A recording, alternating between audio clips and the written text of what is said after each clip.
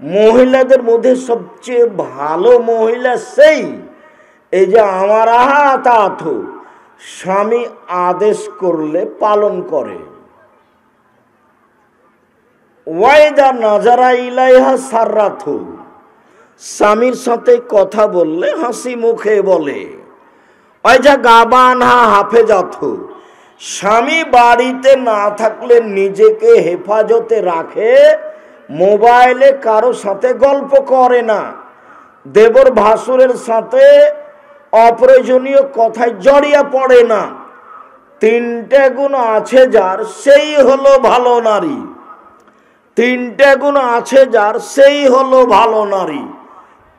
এক, স্বামীর সাথে কথা বললে হাসি মুখে বলে। দুই, স্বামী আদেশ করলে পালন করে, তিতে লাগলেও মিঠা লাগলেও। তিন, স্বামী যখন বাড়িতে থাকে না তখন নিজেকে হেফাজতে রাখে, কন্ট্রোলে রাখে, কারো সাথে মোবাইলে প্রেমের গল্প করে না, এখানে সেখানে যায় না। এই তিনটে গুণ আছে যার সেই হলো সারা পৃথিবীতে সবচেয়ে ভালো নারী। আল্লাহর নবী বললেন, শোনো পৃথিবীর মানুষ, আর নবীও ফিল জান্নাহ, নবীগণ জান্নাতে যাবেন, আর শহীদও ফিল জান্নাহ, শহীদেরা জান্নাতে যাবে, আর সিদ্দিকও ফিল জান্নাহ, সত্যবাদীরা জান্নাতে যাবে, ও নিসাও আহলিল জান্নাহ, মহিলারাও জান্নাতে যাবে। সিরিয়ালে তারা খুব দামি। কোন মহিলা? স্বামী যদি কোনো সময় রাগ করে তো হাতখান ধরে বলে, যতক্ষণ পর্যন্ত আপনি খুশি না হবেন ততক্ষণ পর্যন্ত আমি কোনো কিছু খাবো না। এই নারী জান্নাতি নারী।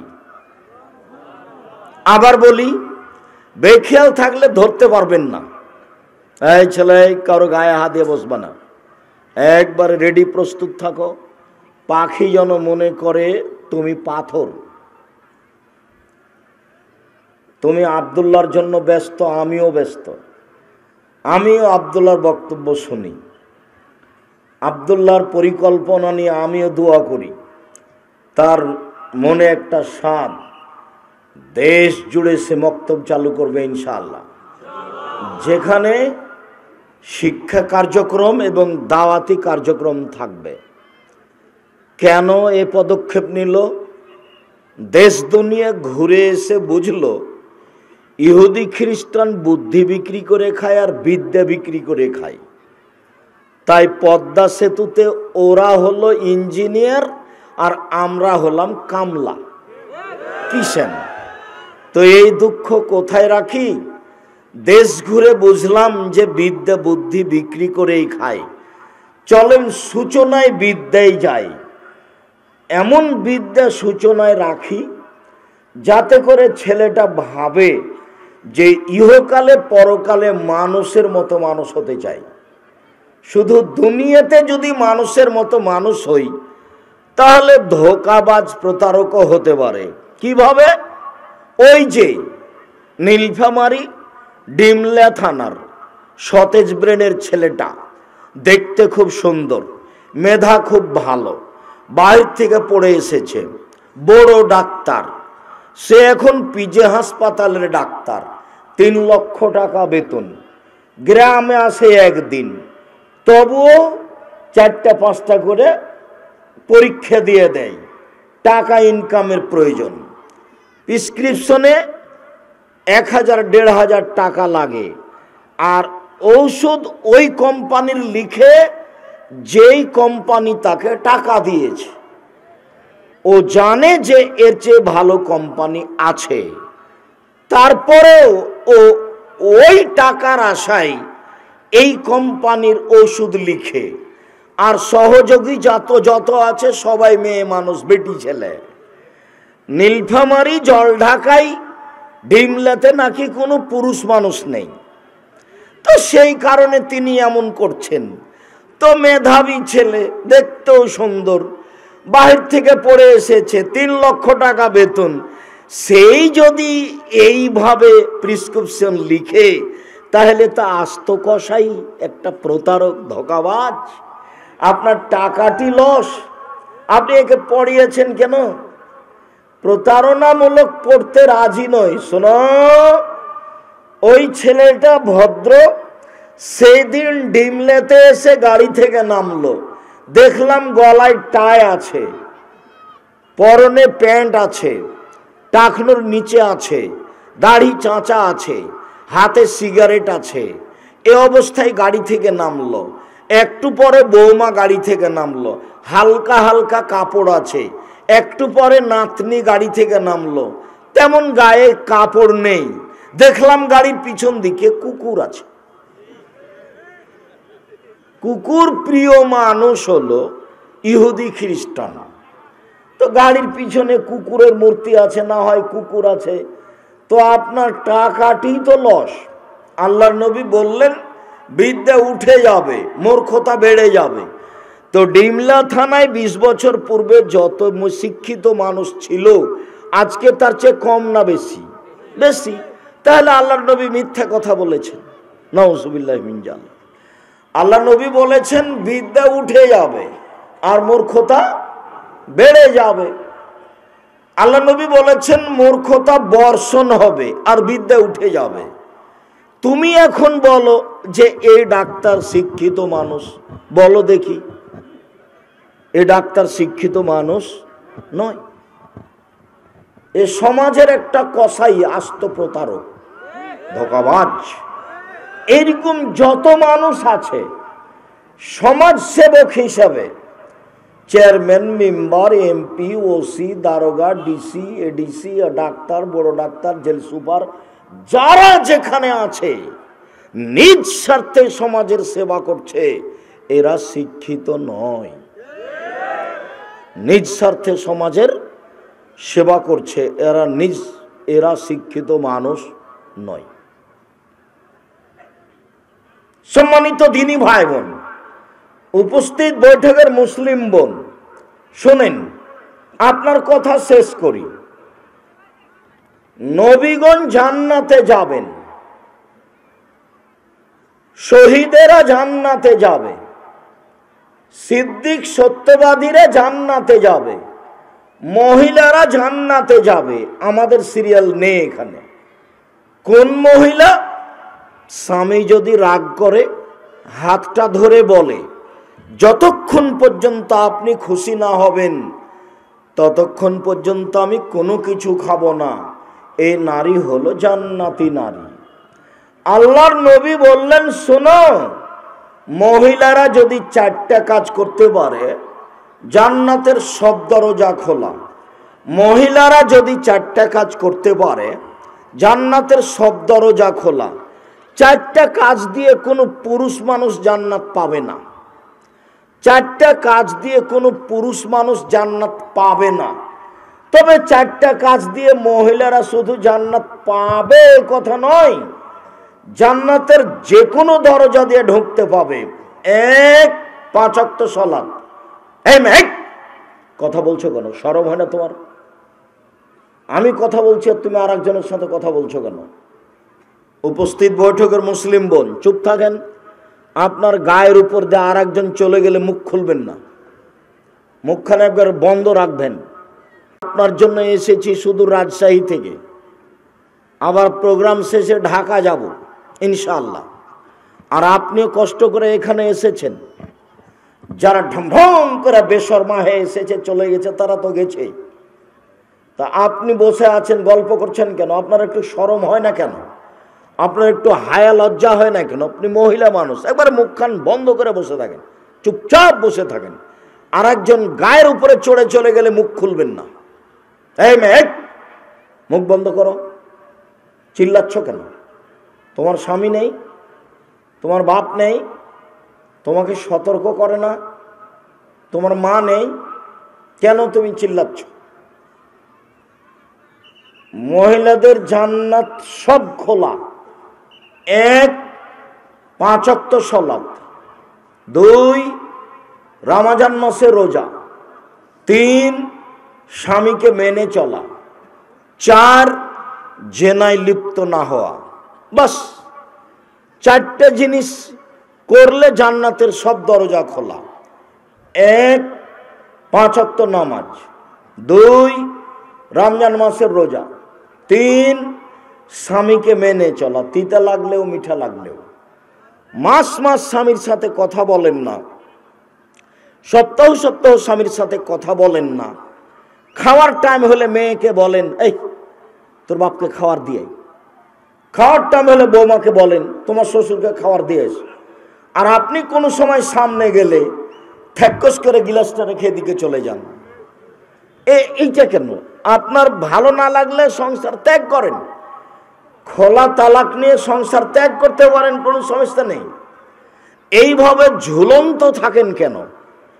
তাকে মেনেই চলতে হবে, তিতা লাগলেও মিঠা লাগলেও। আব্দুর রাজ্জাক সাহেব থামেন থামেন থামেন, আমাদের পক্ষে একটু কথা বলছেন না কেন? ওর মুখ খারাপ, সেই জন্য আমি তাকে মেনে নিতে পারি না। মুখ খারাপ যার, তার ভালো আচরণ নেই। আমি বহুবার বলেছি, স্ত্রীকে কটু কথা বলা যাবে না, গালি দেওয়া যাবে না, নিন্দা করা যাবে না। ওই পুরুষ মানুষ ভালো যে স্ত্রীর হক দেয়। যে স্ত্রীর হক দেয় না সে হলো বদ কামিনা মানুষ। স্ত্রীর হক কি? এই ছেলে বসো, ব্যস্ত হয়ে পড়লে তুমি ঢং ঢং করে এত দূরে কিভাবে যাবা? তুমি একটু ধৈর্যের পরিচয় দিতে হবে, কষ্ট হলেও। আমরা লম্বা আলোচনা করব না, এই কথাই ঠিক। আমরা আসতে অনেক দেরি করেছি।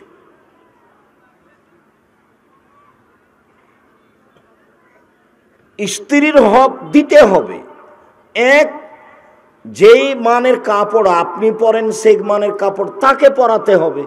2, যে মানের খাদ্য আপনি খান সে মানের খাদ্য তাকে খাওয়াতে হবে। 3, কটু কথা বলতে পাবেন না, কোনো সময় বলতে পাবেন না তোমার ঠোঁটটা মোটা। একবার ঠোঁট মোটা বললে 10 বছর ভালোবাসবে না। কোনো সময় বলতে পাবেন না যে তোমার রংটা কালো, এগুলো বলতে পাবেন না। দিন রাত খালি প্রশংসা করবেন। ওরা প্রশংসা প্রিয় মানুষ, বুদ্ধি কম। বেশি প্রশংসা করলেই খুশি, সারা রাত পা টিপে দিবে, পা মেসেজ করে দিবে। আপনি করেন, প্রশংসা করেন, আপনি তো বুঝেন না, খালি বদনাম। না, তুমি তুমি তোর বাপ দিল না, এটা তো আবার নীলফামারি। মানে আব্দুর রাজ্জাক সাহেব কি বললেন? নীলফামারি মানে কি? আরে নীলফামারি মানে বলতে চাইলাম এটা রংপুর। রংপুর মানে কি বলতে চাইলেন? রংপুর মানে বলতে চাইলাম যে যৌতুক ছাড়া ছেলের বিবাহ দেয়নি, যৌতুক ছাড়া বিবাহ দেয়নি। কাপুরুষ ঘৃণিত পুরুষ আপনি। বাপ বেটা ভিক্ষা করে খেতে পারেন না? ভিক্ষা করে খাবেন। যৌতুক নেবেন কেন? যৌতুক নেবেন কেন? ভিক্ষা করে খাবেন। ভিক্ষা মানুষে দিবে। যদি ডিমলাই না দেয় নীলফামারি যাবা, নীলফামারি রংপুরে যাবা, রংপুরে না দিলে বাড়ি ঘর ছেড়ে একবারে ঢাকা চলে যাবা, কমলাপুর স্টেশনে। মানুষ ভিক্ষা দিবে? বাপ বেটা ভিক্ষা করে খাবা। যৌতুক নিবে কেন? যৌতুক নিবে কেন? শতবার বলেছি, ভিক্ষা করা টাকা দিয়ে চাউল কিনে ভাত খেয়ে ইবাদত কবুল হবে। ভিক্ষা করা টাকা দিয়ে চাউল কিনে ভাত খেয়ে ইবাদত কবুল হবে। যৌতুকের টাকা দিয়ে চাউল কিনে ভাত খেয়ে ইবাদত কবুল হবে না। এটাই চূড়ান্ত। যা বললাম কিয়ামত পর্যন্ত আর একজন উল্টিয়ে ধরবে এই সাহস নেই। যৌতুকের টাকা দিয়ে চাউল কিনে ভাত খেয়ে ইবাদত কবুল হবে না। 24 ঘন্টার মধ্যে কাঠ, ফার্নিচার, মোটরসাইকেল, সাইকেল, টাকা পয়সা সব ফেরত দিতে হবে। সন্ধ্যা হতে হতে ফেরত দিতে হবে। এই ছেলে, তোমার বাপের মুখখানার দিকে দেখো, কালো হয়ে আছে, নিচু হয়ে আছে। তো তোমার বাপকে বলো যে আব্বা ভিক্ষা করে খাবেন। বলো তোমার বাপ পাশে আছে, বলো আব্বা ভিক্ষা করে খাবেন। ভিক্ষা করে খাবে কেন তোমার বাপ? তোমার বাপের জমিদারি আছে, জমি লিজ দিয়ে খাবে। জমি লিজ দেওয়া যায়, লিজ দেওয়া বুঝেন? মানে খায় খালাসি, খেয়ে শেষ। বন্দুক নয়, বন্দুক হারাম, কোয়াট হারাম। লিজ বুঝেন? লিজ বুঝেন মানে বছরও শেষ, টাকাও শেষ। হ্যাঁ, এইটা দেন, জমি দেন, কিন্তু বন্দুক রাখা যাবে না, টাকা আবার ফেরত নেবেন, তাহলে জমি ছাড়বেন, এগুলো চলবে না। আব্দুল রাজ্জাক সাহেব কিছু কিছু টাকা ছেড়ে দিয়ে, সবই টাকা ছেড়ে দিয়ে 500 টাকা নেন, তবুও চলবে না। ওই পথই হারাম, ওটা সুদ। তারপরে ব্যবসা করেন, দিন মজুরিকে রাখান, ভিক্ষা করবেন কেন? আমি বলছি সেটা হলো উপার্জনের শেষ পথ। মানুষের উপার্জনের শেষ পথ কি? ভিক্ষা। যৌতুক নিব, শ্বশুরের কাছে টাকা নিব কেন? এখন নোংরামি, এখন নোংরামি। যা টাকা নিয়েছো ফেরত দিবা, 24 ঘন্টায় ফেরত দিতে হবে। সম্মানিত দিনী ভাই বোন, অনুরোধ করে যাচ্ছি, ভুল বুঝিয়েন না। তাহলে কি আব্দুল রাজ্জাক সাহেব রংপুরে এরকমই হয়? আমার তদন্তে সারা বাংলাদেশ জুড়ে যা আমি খোঁজ নিয়েছি, তাতে বৃহত্তর রংপুর যত জেলা, দিনাজপুর যত জেলা, এই দুটা জেলাতে বেশি হয়। রংপুর, লালমনিরহাট, নীলফামারী, কুড়িগ্রাম, পঞ্চগড়, ঠাকুরগাঁ, গাইবান্ধা, এইসবগুলো বেশি আছে। জয়পুরহাট, বগুড়া এবার কমতে থাকবে। গাইবান্ধা, রংপুর, লালমনিরহাট, নীলফামারী এরা বুঝে নিয়েছে যে টাকা দিয়েই, টাকা নিয়েই ছেলের বিবাহ দিতে হয়। এরা কি বুঝে নিয়েছে? টাকা নিয়েই ছেলের বিবাহ দিতে হবে, এটাই বুঝে নিয়েছে। আগে ভিক্ষে নিতে হবে জুলুম করে, তারপরে ছেলের বিবাহ দিবে। টাকা ফেরত দিবেন। কাপুরুষ, টাকা নিয়েছেন কেন? আব্দুল রাজ্জাক সাহেব এত শক্তভাবে বলছেন কেন? আপনাকে শক্তভাবে বলে আপনাকে কথা স্মরণ করাতে চাচ্ছি। এত নোংরা কাজ, 5 ওয়াক্ত নামাজ পড়েন, তাহাজ্জুদ পড়েন, কেন করবেন? এত আপনার হারামখোর সাদ কেন? সম্মানিত দিনী ভাই বোন, বলছিলাম পাপের জগতে সুদের পাপের যে ভাষা উল্লেখ করা হয়েছে, এরকম কোনো ভাষা আর কোনো পাপের জন্য উল্লেখ করা হয়নি।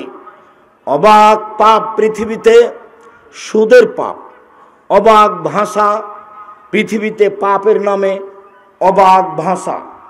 পাপের জগতে সবচেয়ে ভিন্ন ধরনের ভারী অবাক ভাষা ব্যবহার করা হয়েছে সুদের পাপের। 1 মিনিট। রাসূল সাল্লাল্লাহু আলাইহি সাল্লাম বলেন, মায়াকুল দিরহাম রিবাহু ইয়ালাম আসাদু মিন সিত্তাতি ওয়া সালাসিনা জিনিয়া। কেউ যদি জেনে শুনে 1 টাকা সুদ খায়, 36 বার জেনা করে যত পাপ হবে, 1 টাকা সুদ খেলে তার চেয়ে বেশি পাপ হবে। এমন কোনো পাপ নাই যেই পাপকে জেনার সাথে লাগানো আছে। পাপের জগতে সবচেয়ে বড় পাপ শিরক। শিরক করলে জেনার সমান পাপ হয়, এ কথা আল্লাহর নবী বলেন। পাপের জগতে দ্বিতীয় মহাপাপ হলো বাপ মায়ের অবাধ্য চলা। বাপ মায়ের অবাধ্য চললে সেই পাপটা জেনার সমান পাপ হলো, এ কথা আল্লাহর নবী বলেননি। পাপের জগতে তৃতীয় মহাপাপ হলো মিথ্যা সাক্ষী দেওয়া। নীলফামারী জেলে বহু মানুষ 10 বছর থেকে জেলে আছে, ও নিজেই জানে না আমি কেন জেলে।